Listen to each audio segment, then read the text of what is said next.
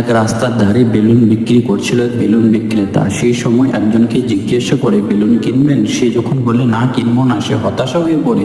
তারপরে কিছু দুষ্টু ছেলে আসে এবং সমস্ত বেলুনগুলি ফাটিয়ে দেয়। তখন বিড়ালটি হতাশা হয়ে পড়ে। তখন তার মাথায় এক শয়তানি বুদ্ধি কাজ করে। সে রাতের বেলায় গিয়ে এক জোকারের সেজে রাস্তার বড় বিল্ডিং এর পাশে যায় এবং তাদের দুষ্টু ছানাটিকে আক্রমণ করার চেষ্টা করে। লাল বেলুনের লোভ দেখে তাকে কোনো রকম ভাবে কোলে তুলে নিয়ে যেয়ে তার আস্তানায় পৌঁছে যায়, যাতে তাদের কাছ থেকে প্রচুর টাকা নিতে পারে। এবং সেই কি করবে, বিড়ালের মাটি গিয়ে তখন পুলিশ অফিসের এর কাছে সব কিছু খুলে বলে। পুলিশ অফিসার এসে সব কিছু খোঁজ খতিয়ান দেখে কোনো রকমভাবে সেই মেয়ের আস্তানায় পৌঁছে যায় এবং সেই শয়তান বিড়ালটিকে ধরে এবং থানায় ভরে দেয় এবং তাদের ছোট্ট শিশুটিকে তার মায়ের করে